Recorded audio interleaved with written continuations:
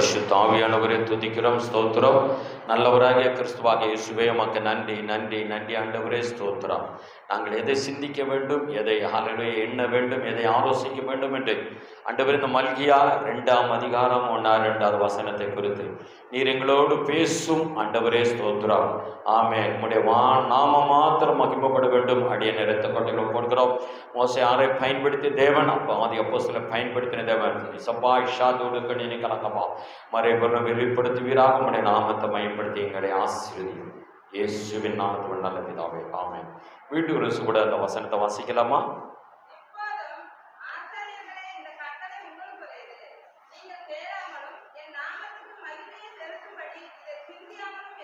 ஆசாரியர்களே முத வார்த்தை என்ன சொல்லப்படுகிறது? ஆசாரிகள். நீங்கள்லாம் ஊழியம் செய்கிறீங்க இல்லையா, கிராம ஊழியத்துக்கு போகிறீங்கல்ல, கர்த்தர் இன்னைக்கு அதை கேட்கும்போது மிக மகிழ்ச்சியாக இருக்கிறது.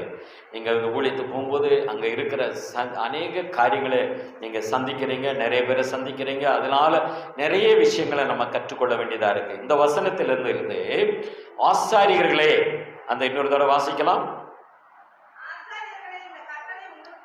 இது உங்களுக்குரியது. வாசிக்கலாம். கேளாமலும் இதை சிந்தியாமல் இருந்தால்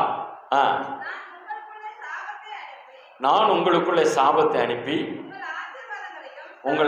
உங்கள் ஆசீர்வாதங்களையும் சாபமாக்கி விடுவேன். கர்த்தர் பாருங்க, இதை கவனியாமல் இருந்தால், சிந்திக்காமல் இருந்தால், இது ஆசாரியர்களுக்கு, அப்போ ஊழியம் செய்யறவங்களுக்கு மாத்திரமல்ல, இதை நம்ம விசுவாசிகளுக்காகவும் இந்த வார்த்தையை குறித்து நமக்கு விசுவாசிகளுக்கும் இங்கே ஊழியத்தை செய்கிற நமக்கும் ஆண்டவர் எவ்விதமாக இதிலிருந்து என்ன கற்றுக் கொடுக்கிறார், அவர் கொடுத்த கிருபையை நம்ம பயன்படுத்தி ஊழியம் செய்து கொண்டிருக்கிறோம் இல்லையா. அந்த ஊழியத்தின் மூலமாகவும் விசுவாசிகளுக்கும் ஆண்டவர் இன்னும் ஊழியத்தினுடைய கிருபையை தந்து நடத்த பயன்படுத்த, அடுத்து இந்த வேதத்திலிருந்து நமக்கு ஆண்டவர் சில மனிதர்களை சுட்டி காண்பிக்கிறார். அவர்கள் ஊழியத்தில் எவ்விதமாக இருந்தார்கள், அவருடைய வாழ்க்கையில் என்ன நடந்ததுன்னு சொல்லி வாசிக்கலாம். 1 ராஜாக்களின் புஸ்தகம் 13ஆம் அதிகாரத்தில் நம்ம எடுத்துக்கொள்ளலாம். 1 ராஜாக்கள் 13ஆம் அதிகாரத்தில் நம்ம வாசிக்கும் பொழுது பாருங்க, அங்கு சரி அந்த எடுத்தவங்க வாசிங்க, அப்ப சொல்றேன். 1 ராஜாக்கள் 13ஆம் அதிகாரம். யெரொபெயாம்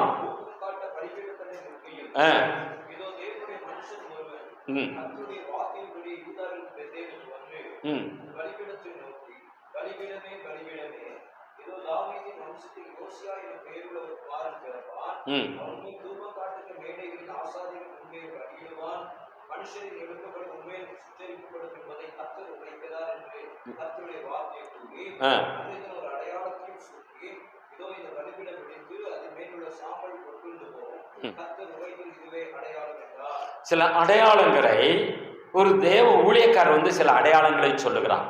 யெரொபெயாம் என்ற ஒரு மனிதன், அவன் அதுக்கு முந்தின அதிகாரத்தெல்லாம் நீங்க படிச்சு பார்த்தீங்கன்னா அவர் எப்படிப்பட்டவர் என்பதை ஒரு கொடூரமான தேவனுக்கு பிரியமில்லாத காரியங்களை செய்யக்கூடிய ஒரு மனிதனாக இருக்கிறான்னு சொல்லி அதுக்கு முந்தின அதிகாரத்தில் வாசிக்க முடிகிறது. இவர் ஒரு பலிபீடத்தின் மீது இவர் பலி செலுத்த போகும் பொழுது ஒரு தேவ மனிதன் யூதேய தேசத்திலிருந்து அந்த மனிதன் சொல்லுகிறார், அவரை தடுத்து நிறுத்துகிறார். என்ன சொல்லுகிறார்? நீங்க இந்த பலிபீடத்தின் மீது என்ன செய்ய வேண்டியதில்லை, நீங்க செய்யக்கூடிய காரியங்கள் அல்ல இது.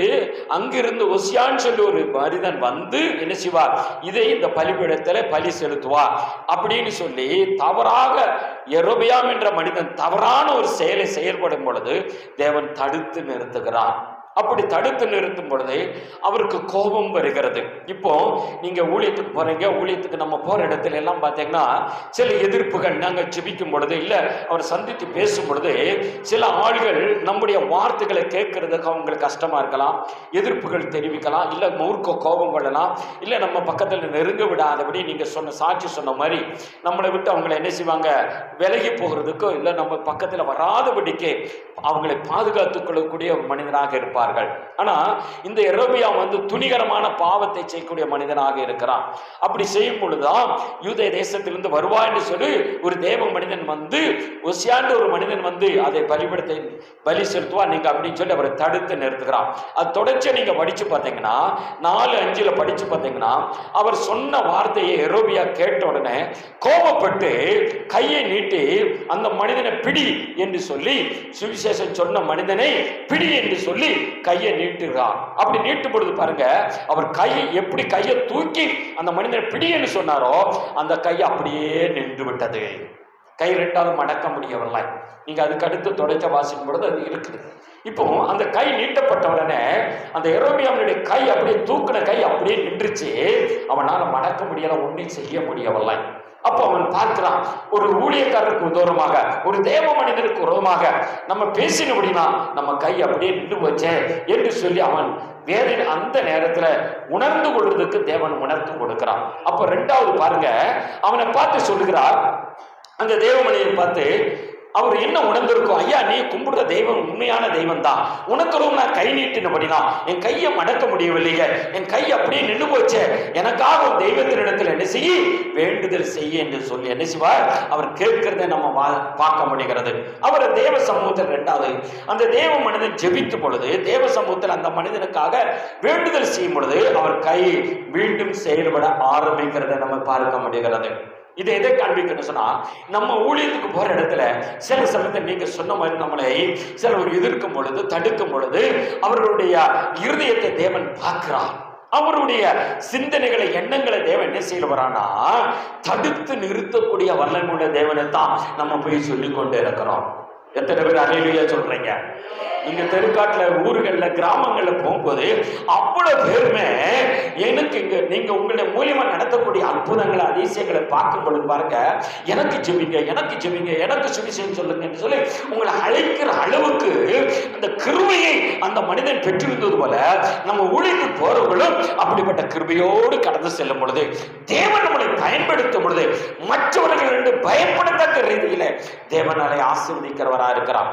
இப்ப அந்த பாஸ்கர் ஐயா இடையில மந்திரவாதியா இருந்து ரட்சிக்கப்பட்டு இன்னைக்கு சுவிசேஷம் சொல்லும் பொழுது பாருங்க, அவர் சொன்னார், சாட்சியை கவனிக்கும் பொழுது அவர் சொன்னது பாருங்க, இன்னைக்கு இந்த இடத்துல நிக்கிறேன்னா கர்த்தருடைய கிருபை என்று சொல்லி அந்த மந்திரவாதியாக இருந்த அந்த ஐயாவை பாஸ்கர் ஐயாவை சந்திச்சு இன்னைக்கு ஞானஸ்தானம் பெற்று, ஐயா உங்க பழைய பேர் என்ன பேரியா? பாலகிருஷ்ணன். பாலகிருஷ்ணன் என்ற மனிதரை இன்னைக்கு பாஸ்கர் என்ற ஒரு அபிஷேகம் பெற்ற ஒரு ஞானஸ்தானம் பெற்ற ஒரு மனிதனாக எடுத்து இன்னைக்கு ஊழியத்தில் பயன்படுத்துகிறார்கள். இவரை சிலப்போ இன்னைக்கு அந்த ஊழியத்தில் பயன்படுத்தும் பொழுது எத்தனையோ பேர் என்ன செய்வாங்க, அவரை கூட சொன்னாங்க பார்த்தீங்களா, நீங்க செத்து போவீங்களா, அந்த நிலைமையில் இருந்தீங்களே எப்படி, அதுதான் இயேசு ஜீவனை கொடுத்திருக்கிறார். ஒரு காலத்துல இந்த ஐயா தேவனை அறியாமல் இருக்கும் பொழுது மந்திரங்கள் செய்யும் பொழுது கிறிஸ்துவங்கள் வந்திருக்கலாம், தெரியாதவங்க யாராரோ வந்திருக்கலாம், பல மார்க்கத்தார் இவர்களை சந்திச்சு இருக்கலாம். ஆனா இன்னைக்கு அந்த இயேசுவை பற்றியே சொல்ற அளவுக்கு பாலகிருஷ்ண ஐயாவை இன்னைக்கு பாஸ்கராக தேவன் உயர்த்தி மாற்றி வச்சிருக்கிறார். எவ்வளவு பெரிய கிருபை, இந்த சபைக்கு எவ்வளவு பெரிய ஆசீர்வாதம். நீங்க ஊழியர்களே, நீங்களும் ஆசீர்வதிக்கப்பட்டவர்கள். அப்ப ஆசீர்வதிக்கப்பட்டவர்களை தேவன் நினைக்கிறார் மற்றவங்களுக்கு முன்பாக உயர்த்தி காண்பிக்கிறதவன். எப்படி காண்பிப்பார்? சத்தமா சொல்லலாமே, உயர்த்தி காண்பிக்கிறது அவன். அப்போ இந்த மனிதனுடைய ஜெபத்தை கேட்டு ஆண்டவர் அந்த எரோபியாவுடைய கையை வீட்டு செயல்பட வைக்கிறார். இதை கண்டு அவர் அப்படியே பந்திச்சு போய் நின்று அவர் சொல்லுகிறார், அந்த எரோபியா பார்த்து கூப்பிடுகிறார். அந்த யாரு அந்த எரோபியா அந்த தேவ மனிதனை கூப்பிடுற, ஐயா நீங்க எனக்கு இப்படி ஒரு அற்புதம் செஞ்சுட்டீங்க, எங்க வீட்டுக்கு வாங்க, உங்களுக்கு என்ன செய்யறேன், எங்க வீட்டுல சாப்பாடு கொடுத்து சில வெகுமதிகள் எல்லாம் தர விரும்புகிறேன்னு சொல்லி அழைக்கிறதை பார்க்க முடிகிறது. அப்ப அவர் சொல்லுகிறார், வேண்டாம் ஐயா, உன் வெகுமதி எனக்கு வேண்டாம், உங்க வீட்டுக்கு நான் வர்றதுக்கு முடியாது என்று சொல்ல. ஏன் அப்படின்னா அந்த தொடர்ச்சி அந்த அதிகாரத்துல படிச்சு பார்த்தீங்கன்னா சொல்லப்படுகிறது, என் ஆண்டவர் என்னை ஊழியத்துக்கு அனுப்பும் பொழுது, உங்க சமூகத்துல அனுப்பும் பொழுது நீ போ, ஆனா அந்த தேச அந்த ஜனங்களோட செய்யாத, கலந்து கொள்ளாத, அவங்களோட சேர்ந்து என்ன வேற எந்த வேலையும் அவங்க சொல்ற வேலைக்கு நீ அடிபடித்து விடாத, அவங்க கொடுக்கறதை நினைச்சாத, சாப்பிடாத, அவங்க கொடுக்கிற வெகுமதிகளை வாங்காத என்று சொல்லி தேவனை எச்சரித்து அனுப்புகிறார். அப்போ அதனால இன்னும் அது மாத்திரமல்ல, இந்த ஊருக்கு வந்து இந்த அற்புதத்தை தேவன் செய்தால் மறுபடியும் நான் போகும்போது வந்த வழியா போக கூடாது, வேற வழியா போகணும்னு சொல்லி தேவனிடத்துல கட்டளை பெற்று வந்திருக்கிறேன்னு சொல்லி அந்த எரோபியாவின் இடத்துல அந்த தேவ மனிதன் சொல்லுகிறதை பார்க்க முடிகிறது. அப்போ இது எதை காண்பிக்கிறது சொன்னா, அவர் தேவன், நீங்க அபிஷேகம் பெற்ற மனிதர்கள், நீங்க ஊழியத்துக்கு போகும் பொழுது தேவன் ஊழியக்காரங்க உங்கள்கிட்ட சில ஆலோசனைகளை சொல்லி அனுப்புவாங்க. இப்படித்தான் பேசணும், இப்படித்தான் நடக்கணும், இப்படிப்பட்ட ஜனங்களோடு இப்படித்தான் இடைபடணும் அப்படின்னு சொல்லி, அதுல நல்லவங்க இருப்பாங்க, கெட்டவங்க இருப்பாங்க, முரட்டாட்டம் பிடித்த மனிதர்கள் இருக்கா, இவங்களோடு இப்படித்தான் செயல்படணும்னு சொல்லி நமக்கு கற்றுக் கொடுத்து அனுப்புறாங்க இல்லையா? அதை கரெக்டா நம்ம கடைபிடிக்கும் பொழுது தேவன் நம்மளை உயர்த்தி காண்பிக்கிறார். சில வீடுகளில் போகும்போது நம்மளை என்ன செய்வாங்கன்னா, நம்மளை மடக்கிறதுக்கு சில காரியங்களை அவங்க செய்ய வைப்பதற்கு நம்மளை எதிர்க்கலாம். சில காரியங்கள் நமக்கு விரோதமாக பேசலாம். ஆனா அந்த இடத்துல நம்ம துதித்து, அந்த இடத்துல நம்ம மனசிலேயே துதிக்கும் பொழுது தேவன் அவர்களோடு இடைபடுகிறவரா இருக்கிறார். அவங்க சொல்ற காரியங்களுக்கு நம்ம என்ன செய்ய வேண்டியதாக கீழ்ப்படிய கூடாது. அவங்க சொல்லுவாங்க, ஐயோ நீ இதுக்கு முன்னாடி, இதுக்கு வர்றதுக்கு முன்னாடி நீ என்ன செஞ்ச, இதுல தானே, இந்த மார்க்கத்துல தானே இருந்த, இந்த விக்கிரகட்டுகளை தானே இருந்த, இது இன்னைக்கு நம்ம சமுதாயத்துல என்ன ஆகி போச்சு, நீ இந்த நம்மளை விட்டு வெளியே போனா ஊரை விட்டு ஒதுக்கிடுவேன், இல்லைங்கன்னா ஊழியத்தில் என்ன செய்ய, நீ ஊழியத்துக்கு போறனால இல்ல சபைக்கு போறனால எங்க இடத்துல இருக்கக்கூடாது, அப்படி இப்படி ஆகும் என்ன சொல்லி, நல்லது கெட்டதுக்கு உங்க வீட்டுக்கு வரமாட்டேன், உங்க வீட்டுக்கு எந்த இது நடந்தாலும் உங்ககிட்ட என்ன செய்ய தொடர்பு வைக்க கூடாதுன்னு சொல்லி ஊருக்காரங்க எங்களை கண்டிஷன் பண்றாங்க சொல்லி ஒருவேளை நம்மளை வெறுக்கலாம், தடுக்கலாம், எதிர்த்து நிற்கலாம். அப்போ ஊழி என்பதை பாருங்க, இந்த மனிதனை அழைப்பு அவர் என்ன கரெக்டா சொல்லுறார். தேவன் இப்படித்தான் சொல்லி அனுப்பியிருக்காரு, உன் வீட்டுக்கு வர முடியாது, சாப்பிட முடியாது, நீர் கொடுக்கறத வாங்க முடியாது என்று சொல்லி. அப்போ அதுக்கப்புறம் அந்த வார்த்தை சொல்லிட்டு அந்த மனிதன் போய்விடுகிறான். அதே இதுல கடைசியில பாருங்க, அந்த எரோபியா 35 கீழே வாசிக்கும் பொழுது அங்க சொல்லப்படுகிற காரியங்களை பாருங்களேன். இந்த எரோபியா என்ன வேலை செய்யறான்னு பாருங்க, வாசிக்கலாம். 34 அதுக்கு மேல உள்ள வசனங்களை வாசிக்கலாம்.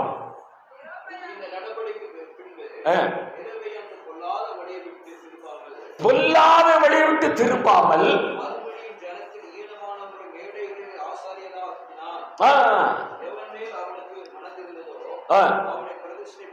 பாருங்க, இந்த எரோபியா மீண்டும் பாருங்க, இந்த அற்புதத்தை அவன் பார்த்து தனக்கு ஒரு அற்புதம் நடந்து போறது கூட பாருங்க, அவன் மீண்டும் தேவனுக்கு உருவமான பாவ காரியத்தை செய்யற பார்க்க முடிகிறது. இதை காண்பிக்கணும் சொன்னா, அந்த நம்ம சிலவங்களுக்கு ஜெபம் பண்ணியிருப்போம், சில அற்புதங்கள் அதிசயங்கள் நடந்திருக்கும். ஆனா அந்த அற்புத அதிசயங்களை பெற்றுக்கொண்டவங்களை மீண்டும் மனம் திரும்பாமல் போறதுக்கு மீண்டும் எதிர்த்து நின்று தேவனுக்கு பிரியமில்லாத காரியத்தை செய்வார்.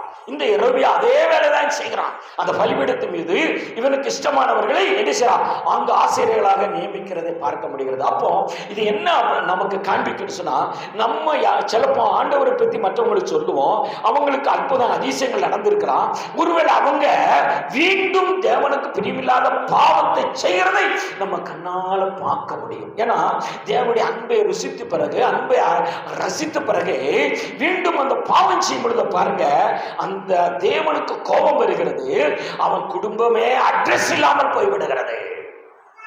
அது தொடர்ச்சி வாசிக்கும் பொழுது அப்படி இருக்கு. யாருடைய குடும்ப வாழ்க்கை? எரோபியா அவன் தேவனுக்கு உருவமா, மனிதனுக்கு உருவமா செயல்பட்ட பொழுது அவன் கை நின்று போச்சு.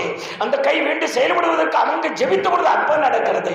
ஆனா அதே மனிதன் என்ன செய்யறான், அந்த அற்புதத்தை ஆண்டவர் யாருன்னு அறிந்து பொழுது அவன் மீண்டும் தவறான மார்க்கத்துக்கு போகிறான்.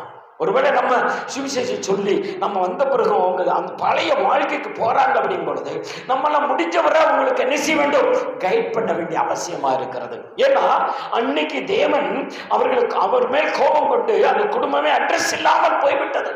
அப்போ இதை காண்பிக்க சொன்னா, நம்ம ஆண்டவருடைய அன்பை அறிந்த பிறகு, ருசித்த பிறகு சில நன்மைகளை பெற்றுக்கொண்டால், உலக மனிதனா விசுவாசியா இருக்க நம்ம ஆசீர்வாதத்தை பெற்றுக்கொண்ட பிறகு தேவனுக்கு பிரியமில்லாத பாவ வாழ்க்கைகள் போகும்போது, இந்த எரியமனுடைய வாழ்க்கையில குடும்பமே எப்படி அழிஞ்சு போனதோ, அட்ரஸ் இல்லாமல் போனதோ, அதே மாதிரி நம்ம விசுவாசிகள் குடும்பங்கள் கூட சில அநேக குடும்பங்கள்ல ஆண்டவரை ஆசீர்வாதத்தை பெற்றுக்கொண்டு பின்மாண்டத்துல போய் விழுந்து கிடக்கிறத நம்ம பார்க்க முடிகிறது.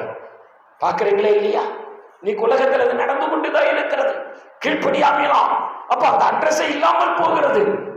அப்போ இந்த அதிகாரத்துல மேல பார்க்கிறவங்க இந்த தேவன் மனிதன் இவர்கிட்ட முதல் சொல்லிட்டாரு. அந்த எரோபியா அழைத்த பொழுது என்ன சொல்லிட்டாரு, உங்க வீட்டுக்கு வர முடியாது, உன்னுடைய வெகுமதி எல்லாம் வேண்டாம் சொல்லி விலகி போறாரு. இதை பார்த்து கொண்டு இன்னொரு மனிதன் பார்த்து கொண்டு இருக்கிற ஒரு வாலிபன் அவன் பார்த்து கொண்டு இருந்துட்டு அற்புதம் இவர் செய்த அற்புதங்கள் அதிசயங்களையும் அந்த எரோபியாவுக்கு சொன்ன வார்த்தைகள் எல்லாம் கவனித்துக் கொண்டிருந்து அவர் போய் இன்னும் அவருடைய தகப்பனார் அவங்க கிட்ட போய் அவர் ஒரு முதிர் வயதுள்ள ஒரு தீர்க்கதரிசி அவர்கிட்ட சொல்றாரு, இந்த மாதிரி எரோபியா இடத்துல அந்த இடத்துல ஒரு ஊழியக்காரர் வந்தாரு, அவர் வந்து இப்படி செஞ்சாரு, எருமையில கை நின்று போச்சு, அவன் வீண்டு செபித்தோடு கை சரியா ஆயிடுச்சு, அவர் வீண்டு அவர் கூப்பிட்டாரு, எதுவுமே வாங்காம வேண்டாம்னு சொல்லிட்டு வந்த வழியாக இல்ல வேறொரு வழியாக திரும்பி போய்விட்டான்னு அப்பாட்ட சொல்றாரு. அப்ப அவர் கேட்கிற, அப்படியா, அவர் யாரு, எனக்கு அவர் எது வழி போனார் பாத்தியா அப்படின்னு மகன் கிட்ட கேட்கிறார். அந்த அப்பா அவர் சொல்றாரு, எனக்கு தெரியும் வா இது வழிதான் போனார்னு சொல்றாரு. அப்போ இவர் என்ன செய்யறார், அப்போ ஒரு கழுத மேல ஏறி பின்னாடியே போறாரு. போன வழியே போய் அந்த தேவ மனிதனை பார்க்கும் பொழுது அவர் ஒரு சூரத்து ஒரு செடி மரத்துல என்ன செய்யறாரு, அடியில் உட்கார்ந்து இருக்கிறதை பார்க்க முடிகிறது. அப்போ அவரை பார்த்து சொல்கிறார், இந்த முதிர் வயதுள்ள தீர்க்கதரிசி அவரை பார்த்தோட நீங்க தான் யூத தேசத்தில் வந்த தேவ மனிதனா கேட்கும். ஆமா அப்படிங்கிறாரு. தேவன் என்கிட்ட என்ன சொல்றாருன்னா, அதுல 18-19 நீங்க படிச்சு பார்த்தீங்கன்னா அங்க சொல்லப்படுகிறது. அவர் சொல்லுகிறார், உன்னை எங்க வீட்டுக்கு கூட்டு போய் உனக்கு சாப்பாடு கொடுக்க சொன்னார் என்று சொல்லி பொய் சொல்லுகிறதை பார்க்க முடிகிறது. ஒரு தேவ மனிதன் ஒரு முதிர் வயதுள்ள தீர்க்கதரிசி பொய் சொல்லி அப்படியே அவனை அவரை அழைத்து கொண்டு போகிறார் இந்த தேவ மனிதனை. அந்த வார்த்தை பாருங்க, பொய் சொல்லுகிறான், எங்க வீட்டுக்கு வந்து உன்னை கூட்டு போய் சாப்பாடு கொடுக்க சொன்னாரு அப்படின்னு சொல்லி. அப்ப அவன் அதை நம்பி போகிறான். இதுல அவர் என்ன அங்க வீட்டுல போய் சாப்பிட்டு கொண்டு இருக்கும் போது இதுக்கு இடையில பாருங்க, இந்த மனிதன் என்ன செய்ய வேண்டி இருக்கும், அந்த தேவ மனிதன் சரி இந்த முதிர் வயது உள்ள ஒரு தீர்க்கதரிசி நம்மளை கூப்பிட்டாரு, இது உண்மையா பொய்யான்னு சொல்லி ஆண்டவர்கிட்ட ஆலோசனை கேட்டிருக்க வேண்டும். ஆண்டவரே நீர் இப்படி சொல்லி அனுப்பினாரு, நான் இவர்கிட்ட சொல்லுதேன் இந்த மாதிரி, அதே அந்த மனிதன் எரோமியாட்ட சொன்னதை இவர்கிட்டையும் சொல்றாரு, உங்க வீட்டுக்கு வர முடியாது சாப்பிடக்கூடாதுன்னு சொல்லி இருக்காரு அப்படின்னு சொல்றாரு. அப்போ அவர் இல்ல, எனக்கு ஆண்டவர் அனுப்புடான்னு போய் பொய் சொல்லுகிறதை பார்க்க முடிகிறது. அந்த பொய்யை நம்பி போகிறான். ஆனா இவர் என்ன செஞ்சிருக்கணும், ஆண்டவர்கிட்ட ஆலோசனை கேட்டுக்கணும். ஆண்டவரே இவர் சொல்றது மெய்யா பொய்யா, நான் போகலாமா போகக்கூடாதுன்னு ஆலோசனை கேட்டிருக்கணும். இதனுடைய அர்த்தம் என்ன அப்படின்னா, நம்மளை சிலவங்க ஊழியத்தில் போகும் பொழுதோ இல்லை விசுவாசிகளா இருக்க நம்மளை சிலர்கள் திசை திருப்புவதற்கு வாய்ப்புகள் உண்டு. ஊழியத்தை அப்படி செய்யலாமா, இப்படி செய்யலாமா, அப்படி சொல்லலாமா, இப்படி செய்யலாமா, நீங்க இந்த நேரத்துக்கு இப்படி போகலாமா, அப்படி போகலாமா என்று சொல்லி சில தவறான உபதேசங்களை பொய் சொல்லி நம்மளை வஞ்சிக்கிற ஊழியக்காரங்கிட்ட போய் எங்க வெளிய இடங்கள்ல போய் நம்மளை திசைப்புற மனிதர்கிட்ட போய் சிக்கக்கூடாது. அப்படிப்பட்ட நண்பர்களோடு இருக்கலாம் சேலம் நம்ம உறவு வைத்துக் கொள்ளவும் கூடாது. இது என்ன அப்படின்னா, ஒரு உதாரணமா ஒரு காரியத்தை நான் சொல்ல வரேன். நான் இடையில ஒரு குடும்பம் கொஞ்சம் பேரை சந்திச்சு சிலவங்களுக்கு ஜெபம் பண்ணும் பொழுது ஒரு குடும்பத்தில் நடந்த சம்பவத்தை சொல்றோம். அவங்களுக்கு தேவனுடைய அன்பை பற்றி, அவங்க வேறொரு சபைக்கு போறவங்க தான், ஆனா ஆண்டவருடைய அன்பை அதிகமா அறியாதவர்கள், பேர் கிறிஸ்தவனா வாழ்றாங்க. அவங்களுக்கு ஆண்டவரை பத்தி தெளிவா சொல்லிட்டு வந்தாச்சு. இந்த பாவ வாழ்க்கை குறித்து தான் அவங்ககிட்ட நிறைய பேச வேண்டியது சொல்லிட்டு வந்தாச்சு. அவங்க என்ன செஞ்சாங்க, அதெல்லாம் மைண்ட்ல பண்ணல. எவ்வளவு சொல்ல முடியும் அவ்வளவு சொல்லிட்டு வந்தாச்சு. ஆனா அவங்க அதெல்லாம் மைண்ட் பண்ணல. ஒரு குறிப்பிட்ட நாளுக்கு அப்புறம் ஒரு மாசத்துக்கு அப்புறம் எப்பயும் போல சபைக்கு அவங்க போறாங்க. எப்பயும் போல சபைக்கு போறாங்க.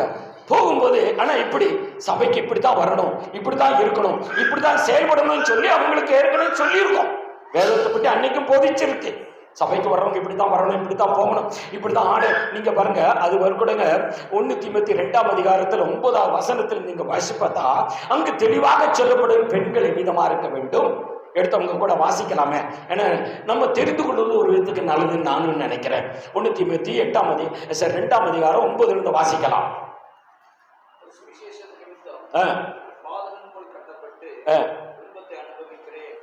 1 தீமோத்தேயு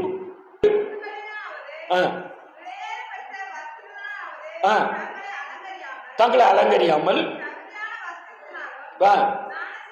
ஞானத்தினாலும்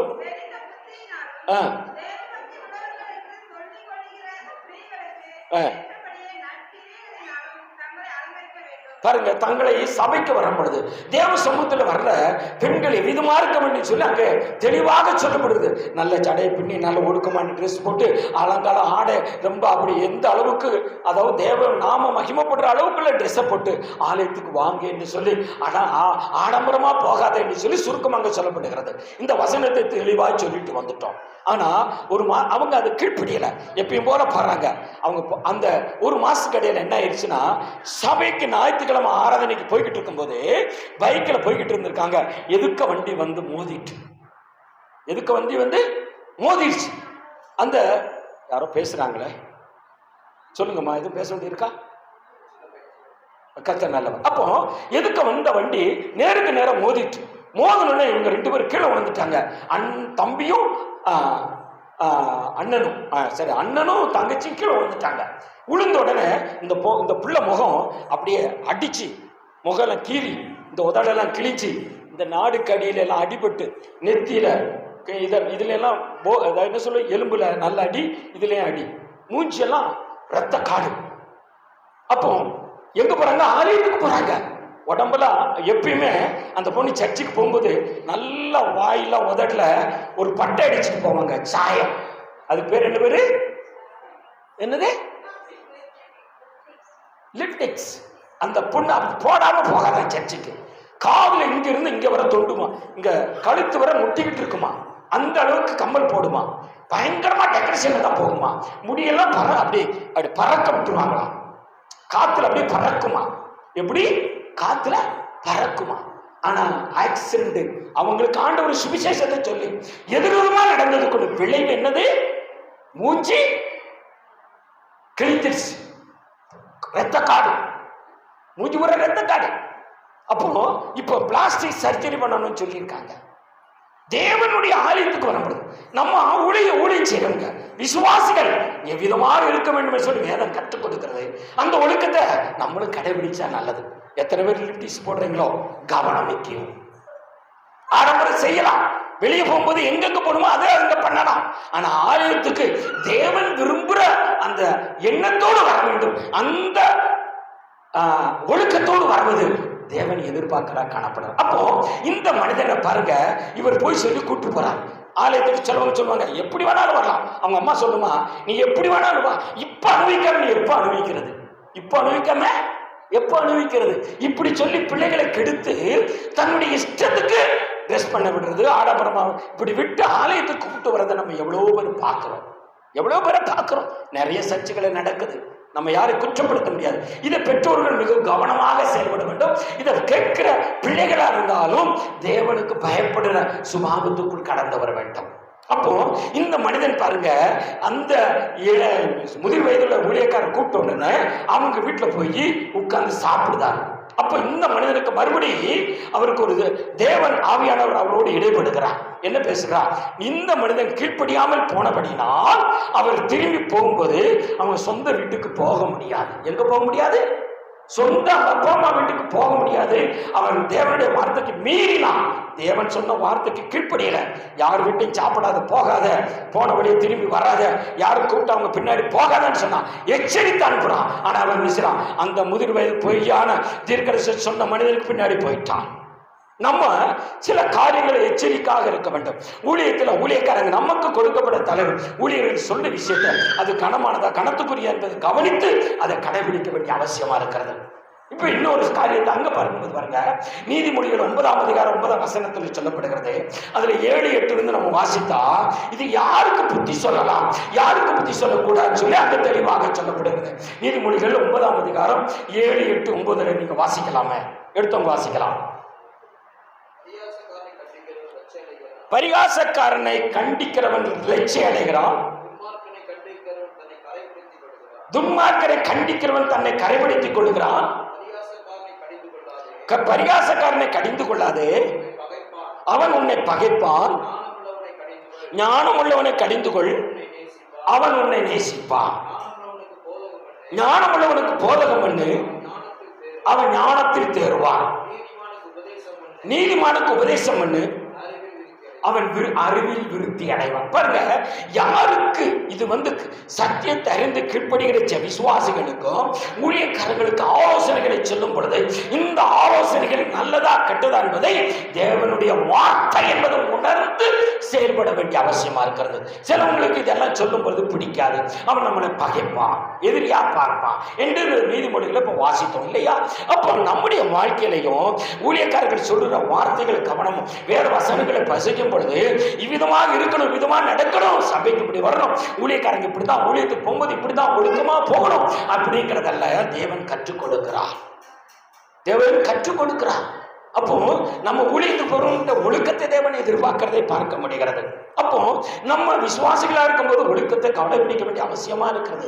ஞானம் உள்ளவங்களுக்கு போதி அவன் ஞானத்துல தேர்வான், அறிவுள்ளவனுக்கு போதி அவன் அறிவில தேர்வான்னு சொல்லப்படுகிறது. அப்போ புத்தி சொல்றவனுக்கு வேத வசனத்தை சொல்லும் பொழுது அதை கீழ்ப்படியவன் சொல்லுங்க, அவன் கீழ்ப்படிவான். கீழ்ப்படியாதவன் என்ன செய்வான்? எதிர்த்து நிற்பான், தேவனுக்கு ஒரு பாவத்தை வீண்டி செய்ய தொடங்குவான். அப்போ இதனுடைய அர்த்தம் பாருங்க, இந்த மனிதன் தேவன் சொல்லுகிறார், அந்த முதிர் வயதுள்ள தேவ மனிதன் அந்த இளை வயதில் உள்ள அந்த தேவனிடத்தில் சொல்கிறான், அந்த மனிதனிடத்தில் சொல்கிறான், சாப்பிட்டு கொண்டு இருக்கும் பொழுது நீ தேவனுக்கு பிரியமானவர் பாவத்தை செஞ்சு எதிர்த்து நின்று இந்த என் வீட்டில் சாப்பிட்டுட்டா நீ உன் வீட்டுக்கு திரும்பி போக முடியாது, உன் வீட்டுக்கு திரும்பி போக முடியாதுன்னு சொல்றான். அப்படி சொன்ன உடனே அவர் அப்படியே அங்கலாயிட்டு வேதனைப்பட்டிருப்பார்ல.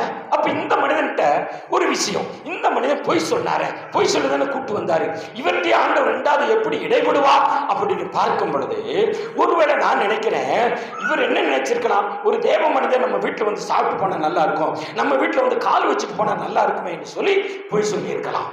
அவர் கொண்டு வர்றதுக்கு ஒரு ஐடியா பண்ணி இருக்கலாம். அப்ப இவர் என்ன செஞ்சிருப்பாரு, நம்ம ஊழியக்காரன் தப்பு பண்ணிட்டோமே சொல்லி அங்கு போய் மறைமுகமா போய் தேவ சமூகத்தில் ஒருவேளை அந்த முதிர் வயதுள்ள தீர்க்கதரிசி ஆண்டவர்கிட்ட மன்னிப்பு கேட்டிருக்கலாம். அப்படி மன்னிப்பு கேட்டபடினால்தான் ஒருவேளை ஆண்டவர் அவரோடு என்ன மீண்டும் பேசியிருக்கலாம். அவன் மீறிட்டான், நீ தப்பு செஞ்சுட்டு மன்னிப்பு கேட்டுட்ட, அவன் தப்பு செஞ்சுட்டானா என்கிட்ட மன்னி இது சரியா தப்பான்னு என்கிட்ட கேட்கல, ஆனா வேத வசனத்துக்கு விரோதமா நான் சொன்ன வார்த்தைக்கு விரோதமா செயல்பட்டபடினா அவன் வீட்டுக்கு போக மாட்டான்னு சொல்லி அனுப்பிடுறார். இந்த முதிர் வயதுள்ள தீர்க்கதரிசி ஆண்டவர்கிட்ட மன்னிப்பு கேட்டபடிலாம் ஆண்டவர் மீண்டும் இடைப்பட்டு அந்த தேவன் மனிதனோடு பேசி அவனை இனிசரா ஒரு கழுதுமுறை ஏற்றி அவருக்கு தேவையான பொருட்களை வச்சு வழி அனுப்புகிறான். போற பாதையில பாருங்க, அந்த மனிதனை சிங்கம் அடித்து கொண்டு விட்டது. வேத வசனத்துக்கு ரோமா ஆண்டவர் வார்த்தை சொல்லி அனுப்பி கீழ்ப்படியாமல் போன மனிதனை என்ன ஆகி போச்சு, இவர் சொன்ன மாதிரி தான் சொந்த வீட்டுக்கு போறதுக்கு முன்னாடி, பெற்றோர் இடத்துக்கு வீட்டுக்கு அவன் கல்லறைக்கு போறதுக்கு முன்னாடி என்ன ஆகி போச்சு, இடையிலே சிங்கம் அடிச்சு கொன்றுச்சு. அப்போ வேத வசனத்தை கை கொண்டு தேவ அபிஷேகம் பெற்ற மனிதர்களுக்கு தேவன் சில கட்டளைகள் கொடுத்து ஊழியக்காரர்களுக்கு விசுவாசிகளுக்கு சில விஷயங்களை நம்ம கற்றுக் கொடுக்கும் போது அதை கடைபிடிக்காமல் போனா சிங்கத்துக்கு இறையா அந்த மனிதன் இறையானது போல இன்னைக்கு ஆண்டவருடைய கோபத்துக்கு ஆளாகும் பொழுது நம்ம குடும்பத்தில் அநேக பிரச்சனைகள் வரலாம், போராட்டங்கள் வரலாம், நிந்தனைகள், அவமானங்கள், சில தரித்திரங்கள், சண்டை சச்சரவுகள் இப்படி உண்டாக்கி சமாதான சந்தோஷம் மகிழ்ச்சி எல்லாவற்றையும் இழந்து போற சூழ்நிலைக்கு வரலாம். அந்த பாருங்க, அந்த சிங்கம் அவனை அடிச்சு கொன்ன பிறகு சிங்கம் அதே இடத்துல நிக்குது, கழுதையும் அதே இடத்துல தான் நிக்குது. அந்த அதிகாரம் தொடர்ச்சி நீங்க படிச்சு பார்த்தீங்கன்னா அமிதமாக இருக்குது. அப்போ அந்த சிங்கம் அவனை அடிச்சு கொன்ன பிறகு அவனை திங்கவும் கிடையாது, கழுதையும் அடிச்சு கொல்லவும் கிடையாது. அப்போ அந்த இடத்துல பணமா கிடக்கிறான். அப்போ பாருங்க, ஒரு தேவ மனிதன் தேவனு கீழ்ப்படியாமல் போன பொழுது அவன் ஒரு பணமாக நிலைமைக்கு ஆளாய் விடுகிறதை பார்க்க முடிகிறது இல்லையா? அப்போ தேவனுக்கு ஒருமா செயல்படும் பொழுது மிருகங்களை தேவன் ஏவி விடுகிறார். அப்போ அந்த மனிதன் கீழே விழுந்த உடனே அந்த செத்து போய் கிடக்கிற மனிதனை சிங்கம் இங்கல அந்த சிங்கமானது அந்த கழுதையும் ஒன்றும் செய்யல, அந்த கழுதையும் உயிரோட பக்கத்தில் நிற்கிறது. இதை வருத மனிதர்கள் அந்த வழியாக வந்த மனிதர்கள் பார்த்துட்டு என்ன செய்யறாங்க, இவர்கிட்ட சொல்லுகிறார். யார்கிட்ட சொல்லுகிறாரு, இந்த முதிர் வயது உள்ள தீர்க்கதரிசி சொல்லுகிறார். அப்ப தீர்க்கதரிசி அப்படியா இடையில செத்து போனாரோ, நம்ம ஆண்டவர் உணர்த்தின மாதிரியே நடந்துருச்சு, சொன்ன மாதிரியே நடந்துருச்சு என்று சொல்லி அவர் ஓடி வருகிறார். வந்து அந்த அடிபட்டு கிடக்கிற செத்து போய் கிடக்கிற அந்த தேவ மனிதனை பார்க்கிறார். பார்க்கும் பொழுது பக்கத்துல சிங்கம் நிக்குது, கழுதையும் உயிரோடு நிக்குது. அந்த சிங்கம் அவனை அடிச்சுதான் கொண்டிருக்க தவிர பீறிட்டு போடல.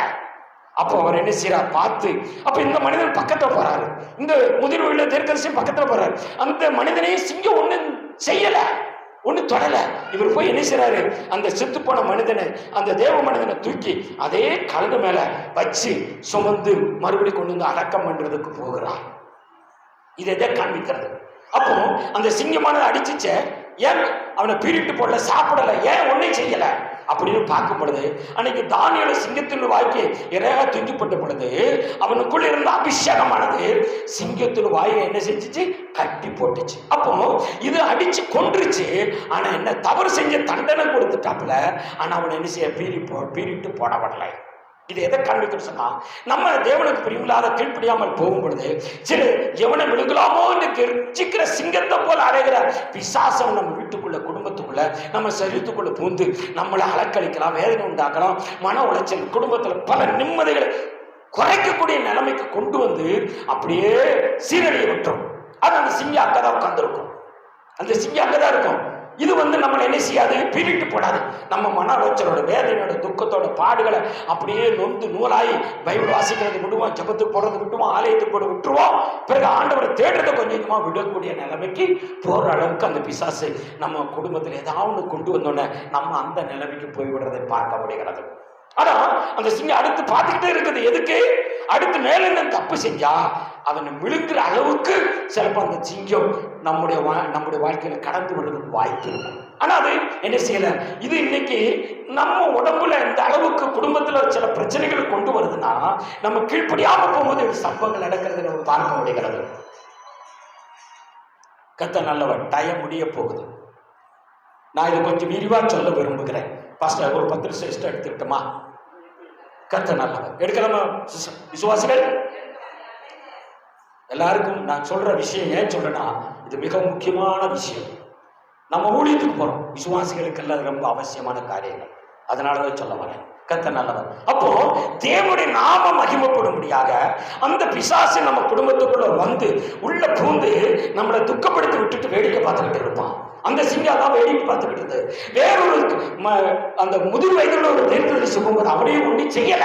ஏன் அப்படின்னா, நம்மளை அபிஷேகத்துக்குள் நடத்துற, நமக்கு ஒரு நல்ல ஆலோசனைகளை கொடுத்து நடத்துகிற ஊழியக்காரர்கள் நம்மளோடு நின்று மீண்டும் அவர்கள் நம்மளை அந்த பாருங்க அந்த செத்த மனிதனை தூக்கி அதே கழுதையில வச்சு கொண்டு போய் அடக்கம் பண்ணுறது பார்க்க முடிகிறது. இது எதை கண்ணுனா, வீண்டும் ஊழியக்காரன் நமக்கு வீண்டும் ஆலோசனை கொடுத்து நம்மளை தூக்கி எடுத்து நிறுத்துவதற்கு உபயோகப்படுகிறதாக தேவன் அவர்களை தீர்க்கதரிசியாக வைத்திருக்கிறார் ஊழியர்களை. அப்போ ஊழியக்காரர்கள் பாருங்க, செத்து போன மனிதனுக்கு எச்சரிப்பு கொடுத்து கீழ்ப்படியாதபடினா அவன் புணமாக மாறிவிட்டான். நம்ம ஊழியக்காரங்க சொல்லுகிற, தேவன் சொல்லுகிற வார்த்தை கவனமா கேட்க வேண்டும். அப்படியே சொன்னாலும் இந்த வார்த்தை ஊழியக்காரங்க சொல்லலாம், ஆண்டவரே ஊழியக்காரங்க இப்படி ஒரு வார்த்தை சொல்லியிருக்காங்க, இப்படி ஒரு கனமுள்ள ஒரு ஆலோசனை கொடுத்திருக்காங்க, இந்த ஆலோசனை நான் கடைபிடிக்கிறதுக்கு என்னை தகுதிப்படுத்துங்க, இது சரியா தப்பா என்ற ஆலோசனை நம்மளே என்ன செய்யலாம், தேவ சமூகத்தில் கேட்கிறது கடமைப்பட்டவர்களாக இருக்கிறோம். அப்போ அந்த கழுதை ஒன்னும் செய்யல, அந்த சிங்கம் அப்படியே நிக்குது. இந்த முதிர் வயதுல தீர்க்கதரிசி தொடவே இல்லை. அந்த கருத்தை அந்த தீர்க்கதரிசி சொல்லுறா தன் மகனிடத்துல, நான் ஒருவேளை இவர் கொண்டு போய் அடக்கம் பண்ணிடுறேன், செத்த தேவ மனிதனை போய் அடக்கம் பண்ணிடலாம். அப்ப அவர் சொல்றாரு மகன் கிட்ட, மகனே நான் ஒரு நாள் செத்து போவேன், என்னை கொண்டு போய் நீங்க என்ன செய்வீங்க, இவர் என்ன எங்க அடக்கம் பண்ணிருக்கியோ அதே கவரில் என்ன அடக்கம் பண்ணிருங்க, என்னுடைய எலும்புகள் அவனுடைய எலும்புகளோட சரீரத்தை அடக்கம் பண்ணிருக்கேன்னு சொல்றான். ஒருவேளை இந்த மனிதன் இந்த முதிர் வழியில் தீர்க்கதரிசி என்ன நினைச்சிருக்கலாம், நம்ம தவறான பொய் சொல்ல போய் தானே இந்த மனிதன் செத்து போனான், இவர் ஒரு சிங்கத்துக்கு இரையாகிவிட்டானே என்று சொல்லி ஒருவேளை வருத்தப்பட்டிருக்கலாம். அப்போ நம்ம ஆண்டவர்கிட்ட மன்னிப்பு கேட்டு மாறிட்டோம். அப்போ ஒருவேளை நம்ம மறிக்கும் பொழுது இந்த மனிதன் அடக்கம் பண்ண எலும்புகளோட அந்த கல்லறையில் நம்மள அடக்கம் பண்ணா நம்ம எலும்புகள் அந்த கல்லறையில் இருக்க மனிதனுடைய எலும்போடு சிலப்போ ஒட்டும் பொழுது அது உயிர் வரலாம் இல்லையா? எசேக்கியேல் 30 நம்ம வாசிக்கிறோம், 38 வாசிக்கும் பொழுது உலர்ந்த எலும்புகளை என்ன செஞ்சார், உயிரடைய செய்தார். அப்போ அது மாதிரி சிம்சோன் பாருங்க, ஒரு தாடி எலும்பு எடுத்து 1000 பேரை அடிச்சு கொண்டு அந்த எலும்பை தூக்கி எறிகிறா. அந்த எலும்பு விழுந்த இடத்துல ஒரு ஊற்று தண்ணீர், அவன் தாகமா இருக்கும் பொழுது தண்ணீர் கொடுப்பது அந்த பூமியிலிருந்து ஒரு தண்ணீர் புறப்பட்டு வருகிறது. என்ன கூறி அந்த இடத்துக்கு பேரு என்ன. அப்போ அந்த எலும்பு, அந்த கழுதினுடைய எலும்புக்கே அந்த வல்லமை இருந்தா, எந்த வல்லமை, அந்த எலும்பு விழுந்த இடத்துல தண்ணீர் புறப்பட பண்ண முடியும்னா இவர் ஒரு தீர்க்கதரிசி. இவருடைய எலும்பு செத்த பிறகு அந்த வல்லமை இந்த உடம்புக்குள்ள இருக்கும் என்ற ஒரு விசுவாசத்தை பார்க்க முடிகிறது. ஏன் எலும்பு அந்த கல்லையில போட்டா அந்த மனிதனுடைய எலும்போடு பட்டா சிலருக்கு இந்த மனிதன் உயிரோடு அவருடைய ஆத்துமாக்களுக்கு என்ன செய்யலாம்? இந்த எலும்புகள் உயிர் கொடுத்து நம்ம இவருடைய பாவத்தை என்ன செய்யலாம்? ஆண்டவர் ஒருவேளை மன்னிக்க, நம்ம மன்னிப்பது கட்ட போல நம்ம எலும்புகள் அவரை போய் என்ன செய்யலாம்? உரசும் பொழுது ஒருவேளை அவர் மன்னிக்கப்படலாம் அல்லவா என்று அவர் எதிர்பார்த்திருக்கலாம். செத்த மனிதனுக்கு என்ன செய்ய முடியாது? உயிர் கொடுக்க முடியாது. ஆனா உலர்ந்த எலும்புகளை உயிர் பெற செய்த தேவன் தாடை எலும்புகள், அந்த எலும்பை எரிந்த இடத்துல அந்த எலும்பில் இருக்க வல்லமை, சிம்சனுடைய வல்லமை அந்த எலும்புகளுமா அந்த இடத்துல பட்டவுடனே ஊற்றி தண்ணீர் புறப்பட வைக்க முடியுமானா இந்த மனிதனுடைய வல்லமை அந்த மனிதனுக்கு அந்த எலும்புகளுக்கு படும்பொழுது ஏதோ ரியாக்ஷன் உண்டாகும் என்ற விசுவாசத்தை நம்ம பார்க்க முடிகிறது. எத்தனை பேர் விசுவாசிக்கிறீங்க? விசாரம் இல்லை நடக்குது. அப்போ தேவ மனிதர்கள் நம்மளோடு உரசும் பொழுது, நம்மளோட உறவாடும் பொழுது இதை நம்ம பெற்றுக்கொள்ள முடியும் அவசியமாக இருக்கிறது. ஆசீர்வாதத்தை, ஆலோசனைகளை பெற வேண்டிய அவசியமா இருக்கிறது. இன்னொரு மனிதனை கூட நான் சுட்டி காண்பி விரும்புகிறேன். என்னாகமே அந்த கதையை சொல்லியே போகிறேன். என்னாகமே 22ஆம் அதிகாரம் எடுத்து வச்சு கொள்ளுங்க. அங்கு பார்க்கும்போது பாருங்க, பிலேயாம் என்ற ஒரு மனிதன் அந்த தேசத்துல ஒரு ராஜாவாக இருக்கிறார். அந்த தேசத்துல இருக்கும் பொழுது அவர் இஸ்ரவேல் ஜனங்களை எகிப்திலிருந்து அந்த ஜனங்கள் இவரோட யுத்தத்துக்கு நிற்க இவரை அடிச்சு விடுவார்கள் சொல்லி பிலேயாம் பயப்பட்டு அந்த பாலாக் என்ற மனிதன் அந்த தேசத்துல ராஜாவாக நிற்கிறார். அப்ப இவனால் எதிர்த்து நிற்க முடியாதபடினா பிலேயாம் என்ற ஒரு மனிதனை தேடுகிறார். அவர் ஒரு தீர்க்கதரிசி, தேவ மனிதர். அவர் சொன்னா சபிச்சா சாபம் அந்த இடத்துல உண்டாகும், ஆசீர்வதித்தா ஆசீர்வாதம் உண்டாகும். அப்படிப்பட்ட ஒரு அந்த மனிதனை தேடி என்ன அந்த பிலேயாம் அந்த மனிதனை தேடி இந்த பாலாக் என்ற மனிதன் ஆளுகளை அனுப்பி அவரை கூட்டுவா என்று சொல்லுகிறார்.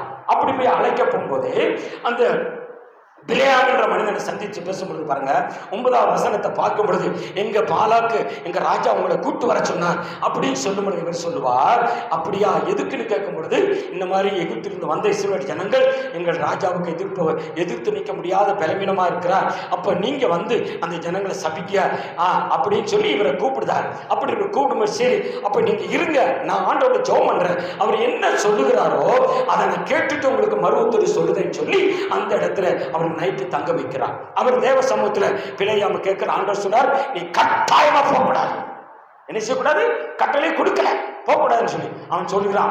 ஆண்டவர் எனக்கு கட்டளை கொடுக்கல, போக வேண்டாம்னு சொல்லிட்டாருன்னு சொல்லுகிறான். அப்படியா அப்படின்னு சொல்லி இவர் போய் 2வது பாலாக்கிட்ட சொல்லும் பொழுது பாலாக் நினைச்சான், நீங்க சொல்லிதான் கேட்கல, நான் இதை விட உங்களை விட அறிவுள்ள ஆளுகளை, கொஞ்சம் திறமையான ஆளுகளை அனுப்புறேன்னு சொல்லி இன்னொரு கூட்டத்தை அனுப்புகிறார். அவர்களும் வந்து மீண்டும் அந்த பிலேயாம் இடத்துல வந்து பேசுகிறார்கள். அப்போ அவர் வந்த உடனே அதுக்கு அடுத்து சொல்லுகிறார், இப்படி வந்து எங்க ராஜா பாலாக் உங்களை கூட்டு வர சொன்னார், நான் தான் ஏற்கனவே பாலாக் அவர் என்ன சொல்லிவிட்டு இருப்பாரு, வெகுமதி தாராரு, அது தாராரு, இதை தாராரு அப்படின்னு சொல்லி பிலேயாம் இடத்துல வந்து சொல்லுவார், நீங்க இதை வந்து செஞ்சா சபிச்சால். அப்ப இவர் சொல்றார், அவர் கொடுக்கிற வெகுமதி வேண்டாம், தேசத்துல பகிர்ந்து கொடுத்தாலே எனக்கு வேண்டாம், ஆனா நான் என்ன செய்ய மாட்டேன், ஆண்டவர் சொன்னதை மட்டும்தான் கேட்பேன்னு சொல்லி அந்த 2வது தேடி வந்த ஜனங்களையும், இன்னைக்கு ராத்திரி நீங்க இருங்க, நான் ஆண்டவர்கிட்ட கேட்கிறேன், அவர் என்ன பதில் கொடுக்கற சொல்லுதே அப்படின்னு சொல்றாரு. அன்னைக்கு ராத்திரி அவங்களை கூட தங்க வைக்கிறார். 12வது வசனத்தில் நீங்க படிச்சு பார்த்தா கீழே இருக்கும். அன்னைக்கு சொல்லப்படுகிறது, அவர் நைட்ல தங்கி இருக்கும் பொழுது அவர் ஆண்டவர்கிட்ட கேட்கிறார், ஆண்டவரே நான் என்ன செய்யணும் அப்படின்னு கேட்கும். ஆண்டு சொன்னார், நான் ஏற்கனவே உன்னை போக வேண்டாம்னு சொல்லிட்டேன், அப்ப அவங்க எல்லாம் வீட்டுல வந்து உட்கார்ந்துருக்காங்க, நீ ஒரு காரியம் செய், நீ போ, ஆனா நான் சொன்னதை மட்டும் செய், நான் சொன்னதை மட்டும் செய் அப்படின்னு சொல்லி அனுப்பி விடுறார். அப்ப இவர் சொல்ல, அப்படியா அப்படின்னு சொல்லி இவங்க கூட என்ன செய்யறாரு, கிளம்பி போகிறார். கிளம்பி இவங்க கூட போகிறார். அப்போ போகும்போது பாருங்க, அதுக்கு அடுத்து 20ல நீங்க படிச்சு பார்த்தீங்கன்னா, இவர் கழுதை மேல ஏறி போகிறார். கழுதையில ஏறி போகும் பொழுது தேவருக்கு கோபம் வந்து தடுத்து நிறுத்துகிறார். போகாதே என்று சொல்லி தடுத்து நிறுத்துகிறார். முன்னாடி வந்து நிற்கிறார். முன்னாடி வந்து நிற்கும் போது இந்த கழுதை என்ன வயக்காட்டு பக்கம் போகுது, போக முடியல. ஏன்னா தேவ தூதர்கள் வந்து அங்க நிற்கிறாங்க, போடாம தடுக்கிறாங்க, தேவன் அனுப்பின தூதர்கள். அப்ப இந்த கழுதைக்கு அடிச்ச மனுஷன் மறுபடியும் பாதைக்கு கொண்டு வர, இந்த கழுதை நிச்சயது மறுபடியும் மேல போகும்போது அந்த செவரில் கொண்டு வர இடுக்கமான செவர்கிட்ட வந்து மீண்டும் அந்த தேவ தூதர்கள் வந்து நிற்கிறார்கள். அப்ப கழுத போக முடியல, தாண்டி போக முடியல. இவர் கழுதையை அடிச்சு உள்ள போ போ முன்னாடி போ என்று சொல்லி அந்த கழுதையை துரத்துக்கிறார். ஆனால் கழுத போக முடியல. இந்த செவர்ல கொண்டு போய் அவன் காலை உரசுகிறது. ஏன்னா தடுக்கிறதை தேவன் தடுக்கிறதை கழுதைக்கு மட்டும் தெரியுது.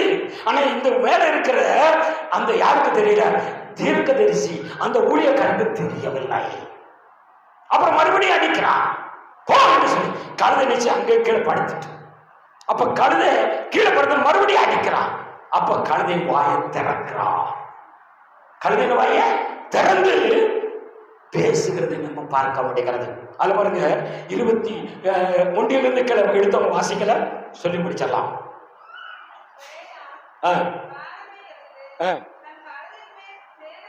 அது இல்ல 22 வாசிக்க.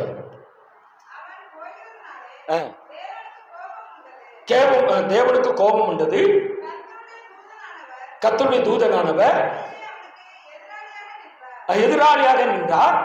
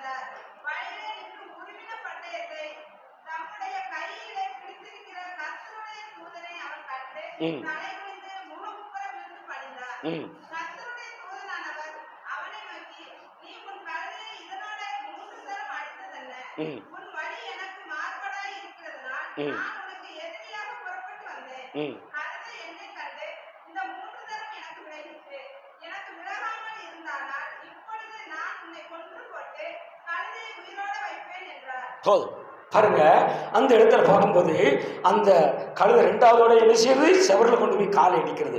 அப்படின்னு அடிக்கிறான். கழுதை கீழே படுத்துருச்சு, போக முடியல. அப்போ தேவனுடைய கண்கள் யாரை மட்டும், கழுதையுடைய கண்கள் யாரை பார்த்துருக்கு, தேவதூதனை பார்த்துருச்சு.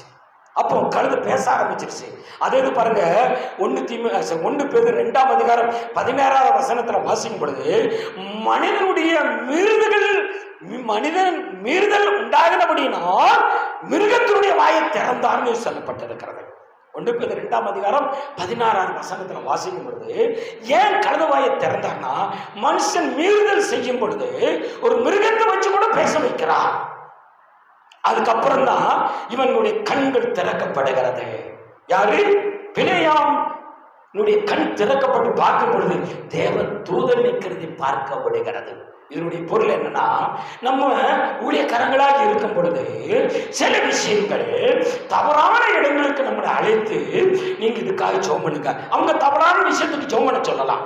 தவறான காரியங்களுக்கு என்ன செய்வாங்க, நம்மளை ஜெபம் எடுத்துக்கு பயன்படுத்தக்கூடிய மனிதனாக லாபம், நமக்கு சில லாபத்தை கொடுத்தா இவங்க மயங்கிடுவாங்க, நம்ம சில விஷயங்களை சொல்லி இவங்களை சொல்ல ஏமாத்திடலாம் என்று சொல்லி உலக மனிதர்கள் நம்மளை வஞ்சிக்கிறத நம்ம வாழ்க்கையில கொண்டு வருவான் பிசாசு. உழைத்து போற இடத்துல ஊழியக்காரங்க கிட்ட வந்து பணத்தை கொடுத்தோ, பொருளாதாரத்தை கொடுத்தோ, ஆஸ்தியை கொடுத்தோ, ஏதாவது வஞ்சகமான இவன் எதுல ஏமாறுவான்னு சொல்லி அந்த விஷயத்தை தெளிக்கும் வருது. மனுஷனுக்கு ஆசை வந்து விடுகிறது. என்ன வருது? ஆசை. அந்த ஆசை வரும் பொழுது உலகமனின் சொல்ற கீழ் அந்த நிலைமைக்கு அவன் போய்விடுகிறான். அதனாலதான் கழுதவர் அந்த மேல உட்கார்ந்து போகும் பொழுது பாருங்க, அந்த கழுதை அவனை தடுத்தது.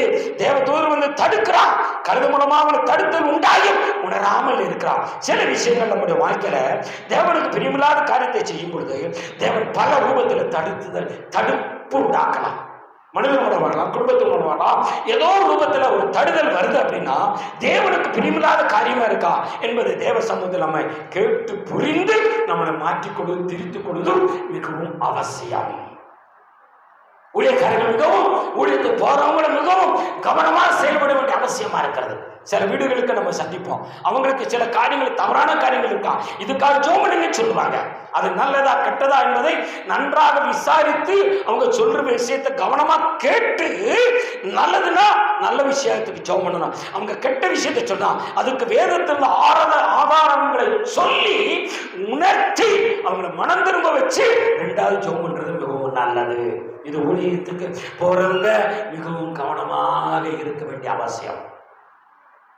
அவங்க சொல்லிட்டாங்க, நம்மளை ஜெபம் பண்ண சொல்லிட்டாங்கன்னு சொல்லி நம்ம என்ன செய்யக்கூடாது. நம்ம ஒரு ஜெப வீரன்ற நம்மளை மதிக்கிறாங்க, கூப்பிடுதாங்க சொல்லி போய் நின்று என்ன செய்யக்கூடாது. அவங்களுடைய தவறான காரியத்துக்கு நம்ம உடன்பற்ற கூடாது என்பது வேதம் நமக்கு கற்றுக் கொடுக்கிற இந்த பிள்ளையாவுடைய வாழ்க்கை. அவர் தவறான பாருங்க. அதுக்கப்புறம் ஆண்டவர் சொல்கிறார், நான் உன்னை 3 தடவை தடுத்துட்டேனே, நீ 3 தடவை இந்த கழுதையை அடிச்சியே. அந்த கழுதை என்ன சொல்லுது, நீ தொடக்கத்திலிருந்து நான் உன் வீட்டுக்கு வந்திருந்து நீ ஏன் மேலதானே சவாரி பண்ற, நான் என்னைக்காவது உன்னை தடுத்திருக்கிறேனோ அப்படின்னு சொல்லி இந்த கழுதை பேச ஆரம்பிச்சுட்டேன். அவர் இல்லை என்று சொல்லுகிறான். அப்பவும் அவன் திருந்தல. அவன் மனக்கண்கள் அதுக்கப்புறம் திறந்த உடனே கழுதை அங்கு தேவ தூதன் நிற்கிறதை, அப்போ அந்த கழுதை தேவதூதனை பார்த்துதான் தடுத்திருக்குன்னு சொல்லி அவனுக்கு புத்தி வருகிறது. அதுக்கப்புறம் சொல்றான், உமக்கு பிரியம் இல்லாட்டா நான் போக மாட்டேன் அப்படின்னு சொல்லுதான். ஆனா ஆண்டவர் என்ன சொல்லிட்டாரு, தடவை கேட்கும் போது போராட்டாரு. அவங்களே நீ போய் சபிக்காத, அவங்க தேவ மனிதர்கள், அவங்க இஸ்ரவேல் ஜனங்கள், என்னுடைய ஜனங்கள், நீ சபிக்காத. அந்த மனிதன் தவறான வழி கொண்டு கூப்பிடுது, நான் பாலாக்கு போகாதுன்னு சொல்ல எச்சரித்தான். ஆனா மறுபடியும் ஆண்டவர் என்ன சொல்றாரு கேட்போன்னு சொல்லி கேட்கும் பொழுது இது எதை காமிக்கணும்னா, சில விஷயங்கள் நம்ம பிடிவாதமா ஆண்டோட சிவத்துல கேட்டு வாங்கும் பொழுது, செயல்படுத்தும் பொழுது, நம்மளோட மாம்சத்துல முயற்சி பண்ணி அதை சாதிக்கும் பொழுது ஒரு நாள் அது பிரச்சனையாக மாறிவிடும். ஆண்டவர் சொல்றாரு, சரி போ அப்படின்னு கூட அவனை சொல்றாரு. பாத்தீங்களா, நீ போ அப்படிங்கிறாரு. மறுபடியும் வந்து குறுக்க நிக்காரு, தடுக்காரு. இதே மாதிரி சில விஷயங்கள் நமக்கு தேவையில்லாத, தேவனுக்கு பிரியமில்லாத பாவ காரியங்களை நம்ம ஜெபிச்சு வாங்கலாம் முயற்சி பண்ணுவோம், அதுக்கு ஈடுபாடு வைப்போம், அதுக்கு ஆளுகளை வச்சு முயற்சி பண்ணுவோம், இல்ல ரெக்கமெண்ட் பண்ண வைப்போம், பணத்தை கூட சாதிக்க நினைப்போம். தேவன் அதை தடுக்கிறான்னு சொன்னா அதை மீறி நம்ம சாதிச்சுட்டோம்னு வச்சுக்கோங்க, அதனால ஒரு நாளைக்கு நம்ம தேவனுடைய கோபத்துக்கு ஆளாகும் பொழுது அதனுடைய விளைவு நம்ம எது வேணாலும் சந்திக்க வரலாம், சந்திக்க நேரிடும். இந்த பிள்ளையாம் அதைத்தான் சந்திச்சான். அப்புறம் கேட்கிறார், போ, ஆனா நான் சொல்றதான் செய். அதான் முதல்ல சொல்லிட்டாரு, நீ செய்யாத சபிக்காதன்னு சொல்லிட்டாரு. முதல்ல தொடக்கத தேவன் வாக்கு மாற தேவன் அல்ல, மாநில மனுஷன் சொன்னா மாக்கு போயிடுவான், மாறுவான். நம்ம கூட சில சமயத்துல நம்ம பிள்ளைகள் பிடிவாதமா கேட்டா கூட சில விஷயங்கள் வாங்கி கொடுக்க முடியாத பொருளை வாங்கி கொடுக்க மாட்டோம். அவர் ரொம்ப அடம் பிடிச்சா நிச்சயமா இறக்கப்பட்டு வாங்கி கொடுத்துருவோம். ஆனா தேவன் அப்படி இல்லை, அவர் பட்சபாதம் பார்க்காத தேவன், சொன்னதை வாக்கு மாறாத தேவன். அவர் வாக்கு மாற மாறிடல, அவர் சொன்னதான், அவர் சொன்னதான். ஊழியத்துக்கு போறவங்க விசுவாசிகளா இருக்க நம்மளா இருந்தாலும் சரி, மிகவும் கவன பிடிவாதமாக நம்ம சில காரியங்களை சாதிச்சுட்டோம் சொல்லி பெருமை கொள்ளுவோம். அது தேவனுக்கு பிரிமில்லாத பாவமா இருந்தா, இந்த பிலோமியா, இந்த பாலாக்கு பிலோமியா பயன்படுத்தின போல உலக மனிதர்களை பயன்படுத்தும் பொழுது நம்ம கவனமாக இருக்க வேண்டும். இது தேவனுக்கு பிரியுமா, இது தேவனுக்கு பிரியமில்லாத காரியமா என்பதை நம்ம கவனமாக ஆண்டவரத்தில் ஆலோசனை கட்டி செயல்படுவது மிகவும் நல்லது. இந்த பிள்ளையாம் சொன்ன அவர் போய் அதுக்கப்புறம் நீங்க பாருங்க, இந்த பாலாக்கு சொன்ன இடத்துல போய் 23ஆம் அதிகாரத்தில் வாசிக்கும் பொழுது 3 இடத்துல சபிக்க பிரயாசப்படுறான். ஆனா ஆண்டவர் சபிக்க வாயை திறக்க விடல, ஆசீர்வதித்தான். ஆனா அந்த மனிதனுக்கு கடைசியில இவன் பாலாக்கு கொடுக்கிறேன்னு சொல்லி வெகுமதி தாரேன்னு பார்த்தீங்களா, எதுவுமே கொடுக்கல. நான் சொன்னது நீ செய்யல, நான் தரமாட்டேன், உன் தேவனே உனக்கு வர வேண்டிய ஆசீர்வாதத்தை தடுத்துட்டேன்னு சொல்லி யாராக்கு சொல்றான், பாலாக்கு சொல்றான். உனக்கு வர வேண்டிய ஆசீர்வாதத்தை பணத்தை நான் கொடுக்கல நினைச்சிருந்தேன், இது உன் தேவனே தடுத்துட்டான். ஒருவேளை நமக்கு அதனால பெரிய ஒரு அதாவது நம்முடைய பார்வைக்கு பெரிய ஒரு பொருளா இருக்கலாம், கிஃப்டா இருக்கலாம், பணமா இருக்கலாம், ஆஸ்தியா இருக்கலாம், பொருளாதாரம் இருக்கலாம், இடமையா இருக்கலாம், இல்ல ஏதோ ஒரு நன்மையா இருக்கலாம். அவன் கொடுக்கிற தவறான காரியத்துக்கு முயற்சி பண்ணும் பொழுது அவனே என்ன சொல்ல, பாத்தியா நீ சொன்னதை நீ செய்யல பாத்தியா, அதனால நான் தரமாட்டேன். பழி யார் மேல வருதா? அவன் சொல்றான், பாலாக்கு சொல்றான், உன் தேவனே தடுத்துட்டான் உனக்கு வர வேண்டிய நன்மை. இப்படின்னு சொல்லி உலக மனிதர்கள் நம்மளை தடுக்கலாம். அப்போ நம்ம சொல்லுவோம், இன்னைக்கு ஆண்டவர் ரட்சிக்கப்பட்ட பிறகு இந்த சர்டிபிகேட் வாங்கி கொடுத்தா உனக்கு இவ்வளவு பொருளாதாரம் கிடைக்கும், இல்லை இந்த இடத்துக்கு வந்தா இவ்வளவு நன்மை கிடைக்கும், இந்த தேவனை நீ கிறிஸ்துவனை மட்டும் சொல்லிடாத, நீ வேதத்தை பைபிளை தூக்குறேன்னு சொல்லிடாத, நீ ஜப ஆலயத்துக்கு போன்னு சொல்லிடாத, சொன்னது வராதுன்னு சொல்லி நம்மளை உலக மனிதர் வஞ்சித்து ஏமாத்தி கொண்டு போகலாம். ஊழியம் செய்கிறவங்க விசுவாசிகள் மிகவும் கவனமாக இருக்க வேண்டிய அவசியமா இருக்கிறது. உன் தேவன் நீ ஆண்டவர் கும்பிடுறதுனாலதான் இது வரல, நீ ஆளு சர்ச்சுக்கு போறதுனாலதான் உனக்கு இந்த கிஃப்ட் வரல, இல்ல இந்த வர வேண்டிய வருமானத்தை தடுத்துட்ட, நீ தேவனா தேவனை தெரிந்து கொள்ள முடியல, தடை வந்துருச்சு சொல்லி அவன் வாயாலே சொல்ல வைப்பான். அப்போ மனசு தோணும், ஒருவேளை நம்ம இதை செஞ்சிருந்தா இந்த பணம் வந்திருக்குமோ, இந்த நன்மை கிடைச்சிருக்குமோ, பிள்ளைகளுக்கு ஸ்காலர்ஷிப் கிடைச்சிருக்குமோ, இந்த ஸ்கூல்ல அட்மிஷன் கிடைச்சிருக்குமோ, இந்த நன்மைகள் வந்திருக்குமோ என்று சொல்லி நம்முடைய சிந்தனைகளை சிதறடிக்க வைப்பான். அப்போ கடைசியில் அவன் நிலைமை பார்த்தீங்கன்னா, கடைசியில் 31:8 அதிகாரத்துல இந்த பிலேயாம் வெட்டி கொண்டு போட்டாங்க. முடிவு பார்த்தீங்களா? தேவனை அறிந்து ஒரு தீர்க்கதரிசியா இருந்த அவன் ஆசீர்வதித்த ஆசீர்வாதம், சபித்தா சாபம், சபிக்கப்படுவான். அப்படிப்பட்ட ஒரு ஊழியக்காரனுடைய நிலைமை பார்த்தீங்களா? நம்மளை பயன்படுத்துற உலகம் தேவனுக்கு பாவத்தை செய்ய நீங்கள் அபிஷேகம் பெற்று ஊழித்து போறவங்கள், இல்லை அபிஷேகம் பெற்று விசுவாசிகள் குடும்பத்தில் வந்து நீங்க இதை செய்ய அதை செய்யு தேவனுக்கு பிரியமில்லாத காரியத்துக்குள்ள நம்மளை இழுத்தாங்கன்னு வச்சுக்கோங்க, மிகவும் எச்சரிக்கையாக இருக்க வேண்டும். சிலப்ப லாபம் வரலாம், லாபத்தை சம்பாதிச்சிடலாம், பெற்றுக்கொள்ளலாம், ஆனா அது முடிவு விபரீதமாக இருக்கும். எனக்காக நீங்க எதை எழுந்தாலும் உங்களுக்கு ஆண்டவர் சொல்கிற, எத்தனையா தருவேன்னு, எத்தனையா தருவேன், இரட்டிப்பாக தருவேன். கடைசியா ஒரு வார்த்தையை சொல்லி முடிக்கிறேன். இந்த கழுதை மேல பாருங்க, நீங்க வேதத்துல எல்லா இடத்துலயும் பார்த்துக்கிட்டா இந்த கழுதை மார்க் 11 அதிகாரத்துல பார்த்தீங்கன்னா, இயேசு பிரயாணம் பண்ணது எதுலதான் பிரயாணம் பண்ணாரு? கழுதை மேலதான் ஏறி பிரயாணம் பண்ணார். அப்ப அந்த தேவ மனிதனை எதுல ஏறிதான் போறாரு?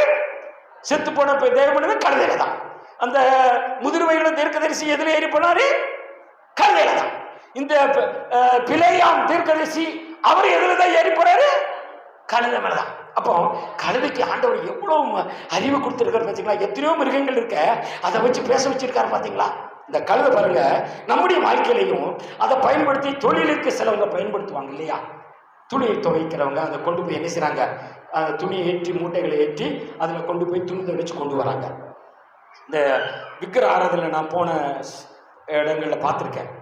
அந்த நான் ஒரு தேவனை அறியாமல் இருக்கும் பொழுது நான் சௌரிமலைக்கு போயிருக்கேன் 9 ஆண்டுகள். அங்கே போகும்போது பார்த்தீங்கன்னா, அந்த பம்பையிலிருந்து அந்த கோயில் வாசல் வர இந்த கழுதை மேலே தான் இந்த அங்குள்ள ஹோட்டல்களுக்கு ஜாமான அரிசி பருப்பெல்லாம் இந்த கழுதை மேலே தான் கெட்டி கொண்டு போவாங்க. அது சுமந்துட்டு போகும், அதை பற்றிட்டு போவாங்க. இன்னைக்கு உதாரணத்துக்கு சொல்ல வர, இன்னைக்கு அதை வைத்து தொழில் நடத்துறவங்க உண்டு இல்லையா? அந்த தொழில் நடத்துறவங்க பாருங்க, அந்த சலவை தொழிலாளி பாருங்க, வீடு வீடா போய் என்ன செய்யறாருன்னா, பழைய அந்த அழுக்கான துணியை சுமந்து வாங்கிட்டு வந்தாங்க. அதை கொண்டு வந்து இந்த கழுதை மேல கட்டி துணி துவைக்கிற இடத்துல கொண்டு போய் அதை அலசி சுத்தம் பண்ணி கிளீன் பண்ணி மறுபடியும் அதே கழுதை மேல சுமந்து கொண்டு வந்து வீட்டுக்கு கொண்டு வந்து அதை நல்லா அயன் பண்ணி நீட்டாக்கி அந்த உடமஸ்தன் இடத்துல கொண்டு போய் சேர்க்கிறதை பார்க்க முடிகிறது. இதை எதை காமிக்கணும்னு சொன்னா, அந்த சலவை தொழிலாளர் நம்ம சொல்றோம் பார்த்தீங்களா, இது வேற யாரும் இல்லை. இந்த இடத்துல நம்ம எடுத்துக்கொண்டா நீங்களும் நானும் தான், நீங்களும் நானும் தான். அந்த கழுதை என்பதை நம்மளை கழுதையாக பயன்படுத்திக்கணும், ஒரு தேவ மனிதனாக பயன்படுத்திக்கிட வேண்டும். வீடு வீடா போய் அழுக்கு துணி வாங்கிட்டு வராங்க இல்லையா? வீடு வீடா போய் நீங்கள் சுவிசேஷம் சொல்லி அவங்க பாடுகளை கஷ்டங்களை சொல்லி துக்கங்களை சொல்லி அவங்களுக்கு ஆறுதல் சொல்லி டிராக்ஸ் கொடுத்து ஆலோசனை சொல்லி அவங்க பாடுகள்ல பிரயாசங்களை பங்கெடுக்கிறோம் பார்த்தீங்களா? அந்த ஜப குறிப்பை எழுதிட்டு வரோம், அவங்க பாடுகளை சுமந்து அந்த இடத்துல ஜெபம் பண்ணிட்டு வரோம். 2வது வீட்டுக்குள்ள வந்து வீட்டுல வச்சு அந்த ஜப குறிப்புகளை ஜெபம் பண்ணி அந்த மனிதனோட பேரை சொல்லி ஜெபம் பண்ணும் பொழுது இங்க ஜெபிக்கிற ஜபம் அந்த மனிதனுக்கு ஏற்கனவே நீங்க சொல்லி கொடுத்த ஆலோசனை வசனங்கள் அங்கு ஜெபித்த ஜபம் கிரியை செய்ய ஆரம்பிக்கும். நான் சொல்றது எத்தனை பேருக்கு புரியுதுயா? புரியுதா புரியலையா? அந்த அழுக்கு துணி என்பது இன்னைக்கு உலகத்துல பாவம் நிறைந்த மனிதர்கள். நம்ம ஊருக்குள்ள போறோம், எத்தனை கிராமங்கள்ல போறோம், அங்க கஷ்டத்துல பாடுகளை பிரயாசத்துல இருக்கிற குடும்பங்களை சந்தித்து தான் சுவிசேஷம் சொல்லுகிறோம் இல்லையா? டாக்ஸ் கொடுக்குறோம். போய் கேட்கிறோம், அந்த மனிதன் என்ன கேட்பாமா, உங்க வீட்டுல அழுக்கு துணி இருக்கா, துவைச்சு கொண்டு வர. நம்ம போய் கேட்கிறோம், இயேசு உங்களை நேசிக்கிறா, உங்களுக்கு எது பிரச்சனை இருக்கா சொல்லுங்க, நான் ஜெபம் பண்றேன், உங்களுக்காக நாங்க சர்ச்சில் ஜெபம் பண்ணுவோம் அப்படின்னு சொல்லி நீங்க உங்க பாடுகள் பிரயாசங்களை சொல்லும் பொழுது அவங்க என்ன செய்றாங்க, உங்ககிட்ட சொல்றாங்க. அதே மாதிரி அந்த அழுக்கு துணியை அந்த மனிதனிடத்துல கொடுக்குறான். அந்த மனிதன் வீடு வீடா கலசமிட்டு வரார். இதை மாதிரி நம்ம வீடு வீடா கிராமமா போய் டாக்ஸ் சொல்லி சுவிசேஷம் சொல்லும் பொழுது அப்படிப்பட்ட மனிதர்களை சந்திக்கிறோம். அப்படிப்பட்ட மனிதனுக்கு தான் அவனுடைய அழுக்கு வேதனைகள் துக்கங்கள், அழுக்கு என்பது வேதனைகள் துக்கங்கள் பாடுகள் பிரயாசங்களை சுட்டி காண்பிக்கிறது. அவங்களுக்காக இந்த இடத்துல நம்ம ஆண்டவருடைய வசனத்தை சொல்லி அவங்க சிந்தனை இருதயம் உணர்வுகள் கழுவி சுத்திகரிக்கிறோம். அதுதான் சலவை. அழுக்கை அந்த மனிதன் கொண்டு வந்து எப்படி துவைச்சு எடுத்து அழுக்கு சுத்தம் பண்ணி அந்த துணியில் அழுக்க போக்க வைக்கிறாரோ, அந்த மனிதனுடைய இருதயத்தில் சிந்தனை இருதயத்தில் வேதனையை கஷ்டப்படுற அந்த வியாதிகளை இயேசுவின் நாமத்தில் வசனத்தை சொல்லும் பொழுது அங்கு கழுவி சுத்திகரிக்கப்படுகிறது, அவன் பரிசுத்தமாக்கப்படுகிறான். எத்தனை பேர் விசுவாசிக்கிறீங்க? ஊழியத்துக்கு போறவங்க தான் இல்லையா சொல்றீங்க? அதுதான் ஊழியம். அதுக்கு நம்ம சலவை தொழிலாளியாகும். அந்த தொழிலாளியாக இருக்க வேண்டும், தேவனுடைய பணத்தை வேலையை செய்யக்கூடிய ஒரு ஊழியராக இருக்க வேண்டும். அது மாத்திரமல்ல, சுமக்கக்கூடிய கலனியாக இருக்க வேண்டும். அந்த பாரத்தை கொண்டு வந்து நீங்க சபையில சொல்லி ஜெபிக்கிறீங்க, நீங்க சாட்சி சொன்னீங்க இல்லையா, இது நடந்துச்சு அது நடந்துச்சு. அதே மாதிரி உங்க வீட்டுல ஜப குறிப்பையில் நீங்க கொண்டு வந்து ஜபம் பண்ணும்போது, ஆலயத்தில் வச்சு நீங்க ஜபம் பண்ணும்போது இன்னும் அந்த மனுஷனுடைய பாடுகள் பிரயாசங்கள் என்னவா மாறி விடுகிறது. ரெண்டாவது, நீங்க போய் அந்த வீட்டுல போய் சந்திக்கும் பொழுது அவங்க உங்களை சந்தோஷமாக வரவேற்கிறது பார்க்க முடியும் இல்லையா? சந்தோஷமா எத்தனை பேர் பார்த்து நாங்க அனுபவிச்சிருக்கோம்? எத்தனை பேர் அந்த அனுபவத்தை அனுபவிச்சிருக்கீங்க?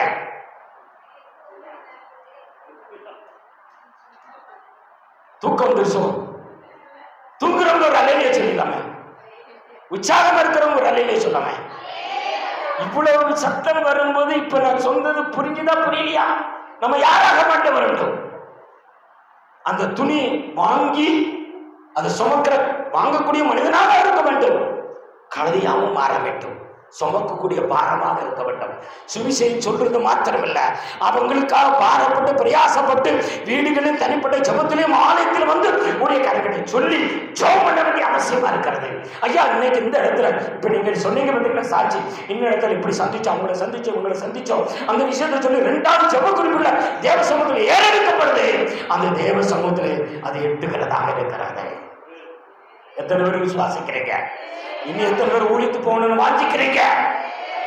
இன்னும் ஊழியம் செய்யணும்னு விரும்புறவங்க, இனி ஆத்மா ஆதாயப்படுத்தணும் விரும்புறவங்க, ஊழிய டாக்ஸ் கொடுத்தது மாத்திரம் நாலு கல்வியாக இருக்க விரும்புறவங்க, அந்த தொழிலாளி கூட நானும் தேவனுடைய தொழிலாளியை மாற வேண்டும் என்று விரும்புறவங்க, அப்போ தேவனுடைய ஊழியத்தை செய்கிறவனை தேவன் கனப்படுத்துகிறார்.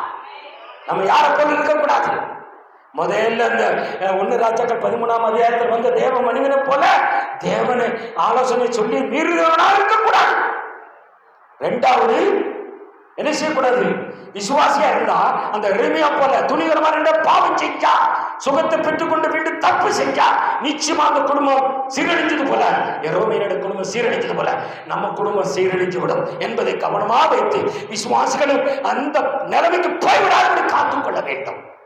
மூணாவதாக பாலாக் விலையாக குறித்து பார்க்கும் பொழுது நம்மளை வஞ்சிக்கிற பாலாக்க போல உலகம் கிராமத்துக்குள்ள போகும்போது சுவிசேஷம் சொல்ல போகும்போது நம்மளை சிஷ்ய திருப்புற எத்தனையோ ஜனங்கள் நம்மகிட்ட மோதலாம், சந்திக்கலாம். இதுக்கு ஜெபம் அதுக்கு ஜெபம் சொல்லி அவங்க சொல்ற ஜபம் எதுக்கு சரியானதா தவறானதா உணர்ந்து ஆராய்ந்து விளையாம போல விலைக்கு போய்விடக்கூடாது, தவறான நிலைமைக்கு ஆசைப்படக்கூடாது. அப்படி ஆசைப்பட்டு சம்பாதிச்சால் கொஞ்ச நாளைக்கு சந்தோஷமா இருக்கும், ஆனா விளைவு எதிர்மதமாக இருக்கும். அவருடைய நிலைமை என்ன 31:8 வெட்டுண்டு செத்து போனான். நம்ம தேவனுக்கு உண்மையாக இருக்கிற ஊழியராக இருக்க வேண்டும், விசுவாசிகளாக இருக்க வேண்டும் என்று சொல்லி இந்த வேதவசனம் நமக்கு தெளிவாக இருக்கிறது. ஒருவேளை அந்த மல்கியா 1:2 வாசித்தபடி அதுல அந்த வசனத்தை 2 தடவை வாசிக்கலாமா? அதாவது கவனம் இல்லாமல் இருக்க அப்படின்னா அதை எடுத்தவங்க வாசிக்கலாமே. மல்கியா 2:1-2 முடிச்சிருவோம். இது இந்த கட்டளை உங்களுக்குரியது, நீங்கள் கேளாமலோ என் நாமத்துக்கு மகிமை செலுத்தும்படி சிந்தியாமலும் இருந்தால்